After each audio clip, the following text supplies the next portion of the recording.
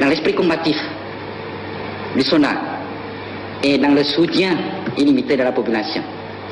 Et puis, dans la technique. Deux facteurs.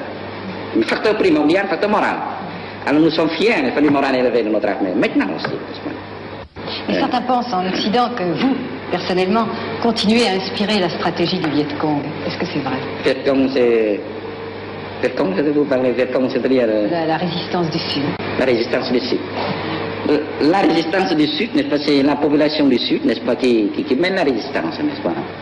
Alors la population du Sud, n'est-ce pas, a l'expérience de 10 années de guerre contre le corps expéditionnaire français, n'est-ce pas. Alors maintenant même certains journalistes français, n'est-ce pas, et certains hommes politiques français donnent des conseils aux Américains, n'est-ce pas, que ça ne sera jamais résolu par la voie de la guerre.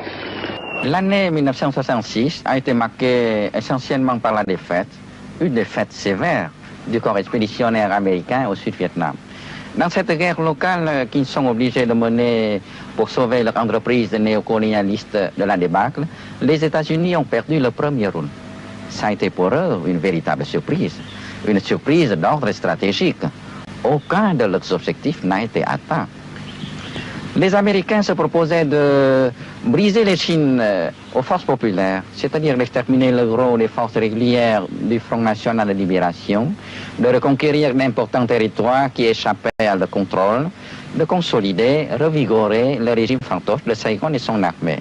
Eh bien, aucun de ces objectifs, absolument aucun, n'a été atteint.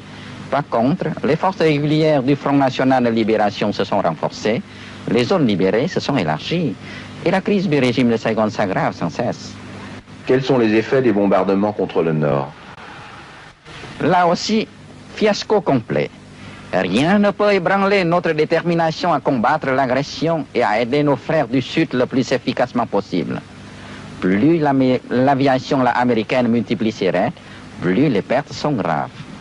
À ce jour, le 13 janvier, plus de 1600 avions Yankees ont été abattus, tandis que ni nos voies de communication ne sont coupées, ni notre capacité de défense n'a été amoindrie, bien au contraire. Que pouvez-vous dire des opérations américaines dans le delta du Mékong? Ce fait met à nu une des contradictions les plus aiguës dans lesquelles se débat la stratégie américaine. Faut-il disperser ses troupes allant à la recherche d'un ennemi qui est partout, tout en n'étant nulle part, pour voir ces hommes décimés partout, sans trouver à frapper nulle part? Faut-il regrouper ses forces, abandonner de vastes territoires à l'adversaire?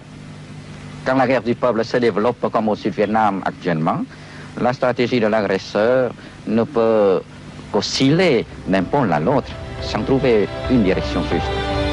Mais vous savez, pour nous, il n'y a pas de stratégie purement militaire. Il n'y a de stratégie que générale, synthétique, à la fois militaire, politique et diplomatique. Et voilà pourquoi, c'est clair, l'offensive générale du Tet en 1968 avait un objectif à la fois militaire et politique. Notre pays a été, s'est passé devant le grand défi du siècle. Quand les Français, puis après les Américains s'est emparés de notre pays. Le problème se posait comment, avec un pays, une économie arriérée, une armée qui n'existe presque pas, vaincre l'armée, des puissances colossales, c'était le grand défi. Le grand défi. Nous avons gagné à ce défi. Les impérialistes, permettez-moi de dire le mot, n'est-ce pas, sont de mauvais élèves. Au banc de l'histoire, n'est-ce pas, ils ne profitent pas des expériences. Chaque fois qu'ils renforçaient, n'est-ce pas, ils envoyaient des renforts des GI ici, n'est-ce pas, et il y a toujours une déclaration. Ils auraient la victoire. Mais non. Et juste au moment où ils croyaient que c'était la victoire finale, c'était au moment de l'effondrement. J'ai fait les études militaires, n'est-ce pas, dans la jungle, vu dans la lutte, n'est-ce pas. Mais il y a ceci, c'est que nous sommes maîtres de l'évolution. Pour le président Ho Chi Minh, comme pour tous nous autres, nous n'avons pas une stratégie purement militaire, mais nous avons une stratégie générale, une stratégie à la fois militaire, politique, économique, culturelle. Nous sommes pour la paix et l'indépendance du Vietnam, pour la paix, le développement, le bonheur de tous les peuples de par le monde. J'adhérais au Parti communiste. À ce moment, j'étais en même temps, n'est-ce pas, professeur à une école privée. Alors je ne songeais pas qu'un jour, n'est-ce pas, je deviendrais militaire. Bon, à la veille de la Deuxième Grande Guerre mondiale, j'étais envoyé, n'est-ce pas, par le parti en Chine, à Kunming, à rencontrer le président Ho Chi Minh. Et le président Ho Chi Minh m'a dit que vous avez fait, n'est-ce pas, le travail parmi la politique. Maintenant, il faut s'occuper un peu du côté militaire. Alors voilà, nous devons former, n'est-ce pas, la première unité, n'est-ce pas, de l'armée. Il faut former l'armée de libération. Est-ce que le camarade Vance, c'est mon nom de guerre? Naturellement, je peux le faire. Le président et nous retournions au pays pour préparer l'insurrection nationale.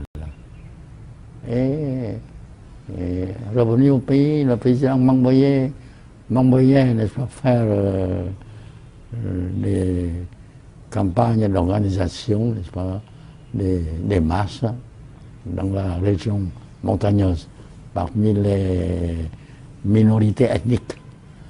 Et voilà pourquoi je parle, à part le vietnamien, le français, je parle 3 langues des minorités.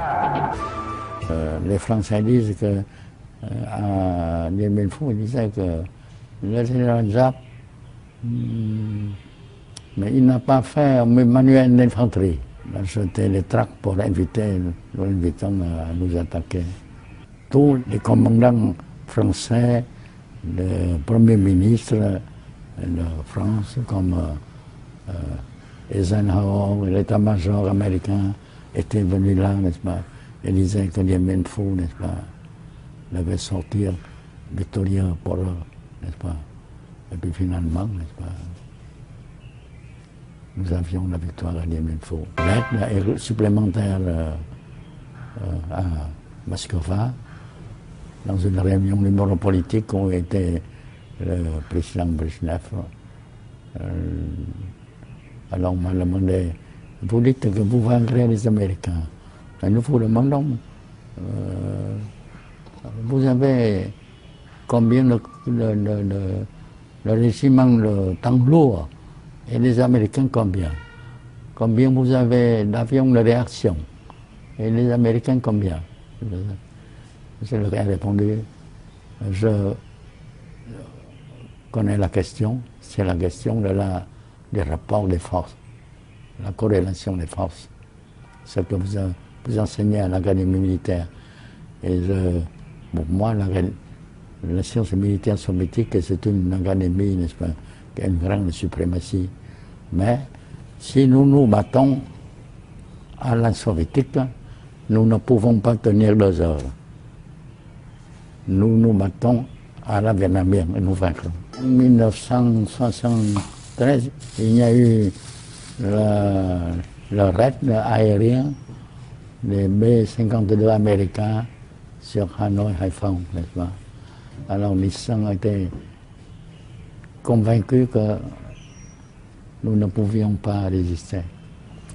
Nous avons abattu des avions, la décision du commandant de la 8e flotte. Premièrement, position des PCA, des batteries anti-aériennes vietnamiennes. Alors, il était la plupart juste à part des points où c'était camouflé, n'est-ce pas?